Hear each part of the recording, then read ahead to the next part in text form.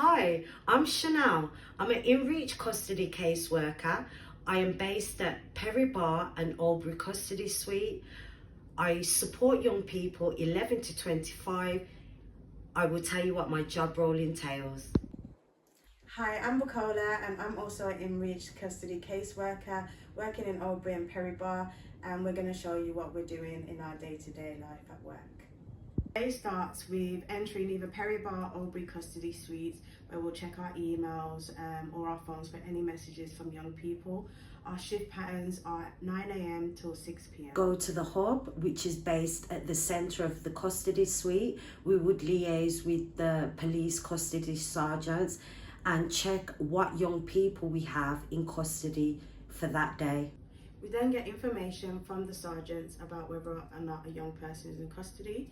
We receive something called a custody front sheet, which breaks down the young person's information: name, date of birth, whether or not they're in school, any safeguarding information, and also their alleged offence. The custody information, we then liaise with the detention custody officer who works alongside the police, who can update us on how the young person's been whilst they've been in the cell.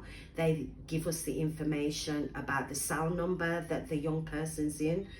They accompany us to the cell, open the cell door, and enable us to have a one-to-one session. This is usually alone unless there's some sort of risk. They could be in any state, and this is the point that we aim to have a reachable, teachable moment with them in custody to prevent them from any future reoffending. I usually introduce myself and tell them that I'm from St Giles and not the police. I will go through the consent and confidentiality form with the young person to ensure that they understand everything that's going to happen during our conversation. It's important that we explain the difference between St Giles and the police, as this allows us to set the foundation of our interaction with the young person, and it helps to build rapport and trust. Also, the conversations can vary with each young person, but we usually state that they don't need to discuss their alleged offences unless they want to, as we have a duty of care to protect their confidentiality. We also update each young person on their human rights, so they're aware of their entitlements whilst being in custody.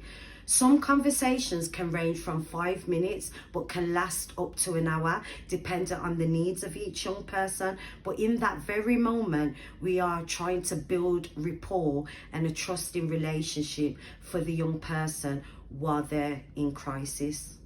We ensure that all the young people we speak to understand what the procedures are, whilst being detained, from interviews, the rights to have a solicitor, and even having an appropriate adult whilst being interviewed.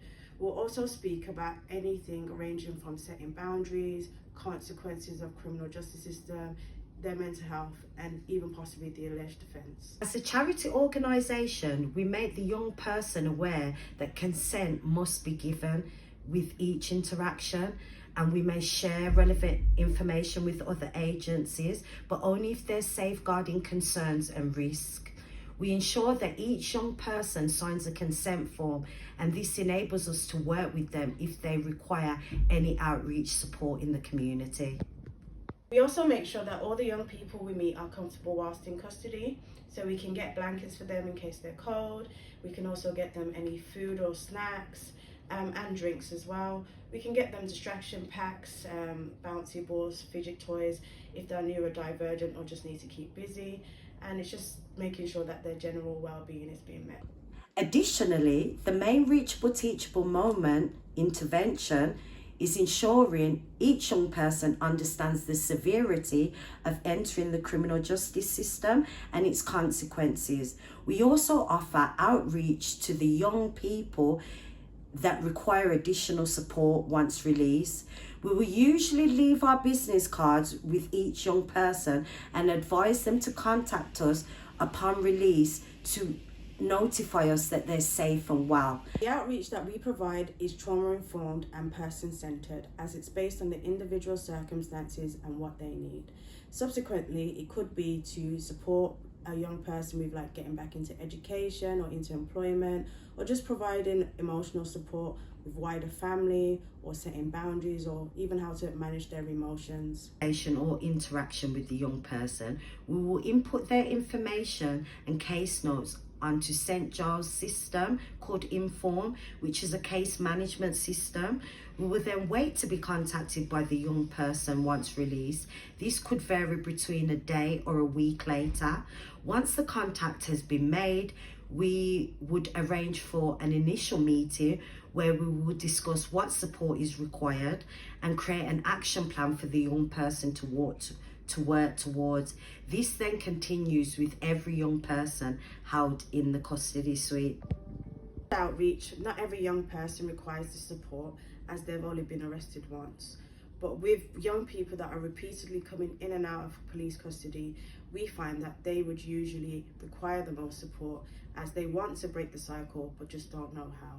So utilising our credible lived experiences, we are able to engage with the young people and positively impact their chances of leaving behind any involvement with criminality and serious youth violence.